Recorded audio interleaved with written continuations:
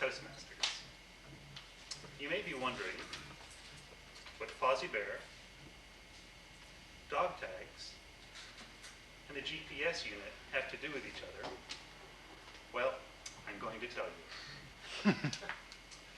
4 years ago, I was trying to find an activity that my family could do together, a social activity that would be entertaining.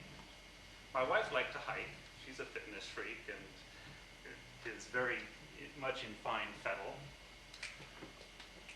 I enjoyed gadgets and little technological gizmos. And my sons liked playing games like hide and seek and treasure hunts.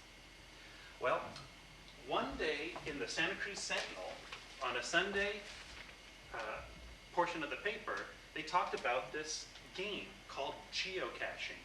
Geo for world, caching meaning a cache or a treasure, hiding something. This is the sport where people from around the world will take a little cache, whether it's a Tupperware container or a little locked key box or anything that's waterproof and tight, and they go somewhere in nature and hide it. And they'll put a couple of trinkets in there and a little logbook with a pencil. And then they go online onto the geocaching.com website and post it and say, I've hidden this little cache somewhere in nature and these are its coordinates. Then other people log on to that website, look to see where that coordinate is, then take a handheld GPS unit like this one, and then find it. When they find it, they sign the log, they go online, they enter their name in the log, some comments about the cache, and then they go off and do it again. So this started for me about 3.5 years ago. And since then, we get to take walks in the woods with my wife. I get to use my little doodad, the handheld GPS unit, which costs about $80 now in the stores and is accurate to within 10 feet. And my boys get to they get to find caches where they'll take something out and put something in, which is the motto of geocaching. Geocaching started 7 years ago. You may not know it, but we've had 24 satellites synchronized, rotating around the globe, sending signals back to Earth. But our military was scrambling those signals up until the year 2000, May 1st, 2000. When at midnight, May 1st, they decided, we're going to stop distorting the signal because we view that it's not too much of a hazard to let people know exactly where they are. The very next day, Dave Ulmer in Oregon thought, I want to test this to see how good this is. So he went online to a forum, hid something in his hometown in Oregon and said, go find it. And that was the first day that geocaching was born. Since then, geocaching has expanded geometrically. It's now found in every continent around the world, except perhaps for Antarctica.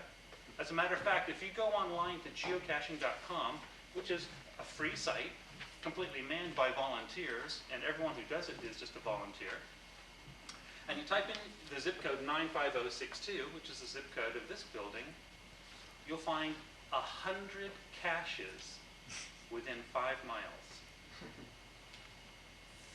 There's 4,000 caches within 50 miles, within an hour and a half's drive. So they're all over the place. Just this week, when my wife was in Vegas, I took my sons and went to find one of the caches. So we took our GPS, and this one was near, we looked it online, it was near the yacht harbor. So we went down to the crow's nest, and it's really easy to find. It's got a little arrow on it. You plug in the coordinates, and you start following this little arrow, and it tells you how far away you are. We got to the edge of the water, and then realized it was on the other side of the water. So got back in our car, drove around the yacht harbor, went to the other side where Aldo's is, started walking along, finding it, and there, up these stairs, behind this little retaining wall was a Tupperware container about this big. Oops, there's 30. About this big and painted green to hide it. We opened it up, and there inside it was this guy, Fozzie Bear. Now, Fozzie Bear is a special kind of trinket that people hide in these geocaches. And he's got a little dog tag on it. And this dog tag costs $1.50 online, and it's got a little a serial number on it, which is his unique identifier. By going online to that same site and typing in this number, you can find who hid